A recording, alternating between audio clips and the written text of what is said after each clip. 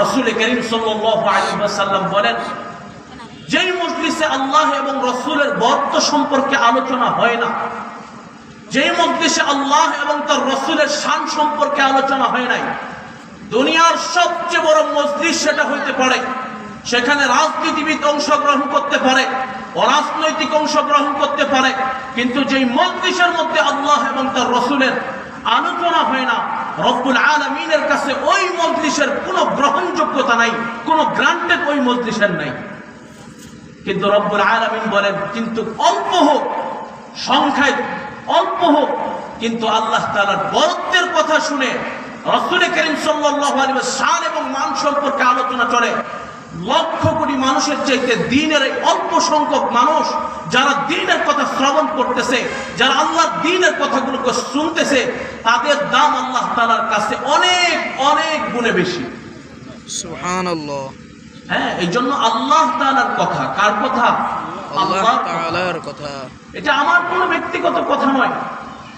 এখানে যত আজকে ওয়াইজিন, যত বড় বড় আল্লামারা কথা বলবেন, তাদের কোনো ব্যক্তিগত কথা নয়, কোরআন এবং হাদিসের কথা, অনেক উঁচা কথা। আরে সাধারণ যদি দুনিয়ার একজন ডিসির ড্রাইভার যদি একজন কারোর সাথে কথা বলে, মানুষ তার সাথেও কথা বলতে চিন্তা চেতনা করে, কারণ সে ডিসির সাথে সম্পর্ক, ঠিক না? রব্বুল আলামিনের সাথে যার সম্পর্ক, দুনিয়ার সবচেয়ে বড় আসমান জমিন লৌহ কলম আরশ কুরসি সমস্ত কিছুর যিনি মালিক, তার সাথে যিনি সম্পর্ক, তিনারা যদি কথা বলে, তাহলে তার কথার কত বেশি দাম থাকবে। হ্যাঁ, এই জন্য দ্বীনের কথা, আল্লাহ তাআলার বরত্বের কথা, রাসূল করিম সাল্লাল্লাহু আলাইহি ওয়াসাল্লামের শান এবং মান সম্পর্কের কথা আমরা সবাই মন দিয়ে শ্রবণ করব না ইনশাআল্লাহ। মন দিয়ে শ্রবণ করা চাই। দ্বীনের কথা আজকে শুনতে চায় না মানুষ, দ্বীনের কথাকে গাফলতি মনে করে। কোন ব্যক্তি যদি দ্বীনের কথাকে গাফলতি মনে করে, আরে এই মোল্লারা কি বলবে, আরে এই হুজুর কি বলবে, আরে এরা তো এমনই করে, যতদিন পর্যন্ত কোন দ্বীনের কথাকে আপনি ছোট চোখে দেখবেন, কিয়ামত পর্যন্ত মনে রাখেন লক্ষ কোটি সিজদা দিতে পারেন, কিন্তু রব্বুল আলামিনের দামে দ্বীনকে ছোট করার কারণে আপনার এক চুল পরিমাণ মূল্য আল্লাহ তাআলার কাছে নেই। কারণ আপনি দ্বীনকে ছোট করে দেখছেন। দ্বীনকে ছোট করে দেখার কারণে যত বড়ই আপনি আবেদ হন না কেন, আপনার মূল্য আল্লাহ তাআলার কাছে নেই। এই জন্য রব্বুল আলামিন কি বলে জানেন? রব্বুল আলামিন বলেন, আরে আমার কোন বান্দা যখন দ্বীনের কোন মজলিসের মধ্যে আল্লাহ এবং তার রাসূলের বরত্ব সম্পর্কে আলোচনাগুলো শ্রবণ করে, আমি ফেরেশতাদেরকে বলি, নাযালাত আলাইহিমুস সাকিনা ওয়ার রাহমা। এই বান্দারা, যেই বান্দারা আমি আল্লাহ তাআলার কথাকে শ্রবণ করতেছে, রাসূল করিম সাল্লাল্লাহু আলাইহি ওয়াসাল্লামের শান এবং মান সম্পর্কে আলোচনাগুলো শুনতেছে, নাযালাত আলাইহিমুস সাকিনা ওয়ার রাহমা, ওই সমস্ত বান্দাদের উপর আমি সকিনা নামক রহমত নাজিল করি। বলেন না সুবহানাল্লাহ। সুবহানাল্লাহ। যারা আল্লাহর দ্বীন সম্পর্কে কথা শুনে, তাদের উপর সকিনা নামক রহমত নাজিল হয়। ফেরেশতারা আসমান থেকে একদল ফেরেশতাদেরকে জমিনের মধ্যে পাঠান, পাঠার পরে এইভাবে একজনের উপর একজন, একজনের উপর একজন আসমান পর্যন্ত যায়। যখন এই বান্দাটা দ্বীনের কথা শুনে মজলিস থেকে উঠে যায়, রব্বুল আলামিন এবার ফেরেশতাদেরকে জিজ্ঞাসা করে, এই ফেরেশতারা তোমরা কই গেছিলা? ফেরেশতারা এবার বলে, ওই যে হলদিয়ায় অমুক জায়গায় অমুক মাদ্রাসায় একটা প্রোগ্রাম চলতেছিল, যেখানে আপনি এবং আপনার হাবিবে কিবরিয়া মুহাম্মদ মুস্তাফা সাল্লাল্লাহু আলাইহি ওয়াসাল্লামের আলোচনা চলতেছিল।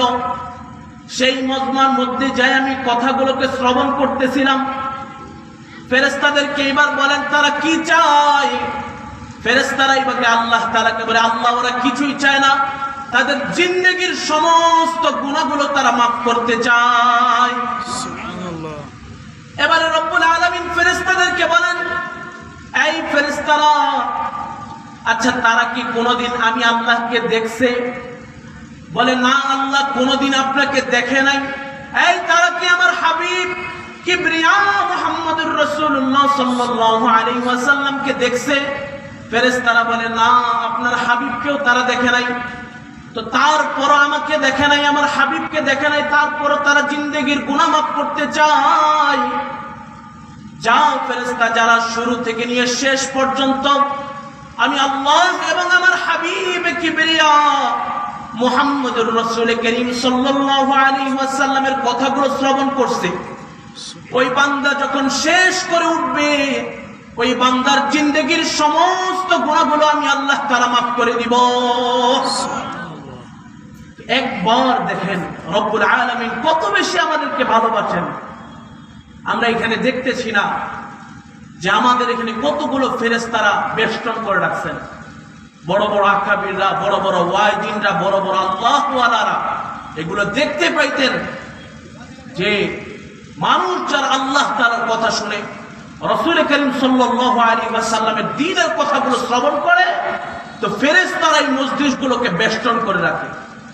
হুজুররা বলে থাকে যে এই মজলিসে বসলে জান্নাতের বাগানে বসার কথা, ঠিক না? তো জান্নাতের বাগান তো হবে আখিরাতে, দুনিয়াতে জান্নাতে বাগান কিসের জন্য? সাহাবীরা জিজ্ঞাসা করছে, ইয়া রাসূলুল্লাহ, এটা যদি জান্নাতের বাগান হয়, আরশে আজিমের মধ্যে যে জান্নাতের বাগান যেটা মৃত্যুর পরে দেখানো হবে, তাহলে এটার মধ্যে আর ওটার মধ্যে পার্থক্য কি?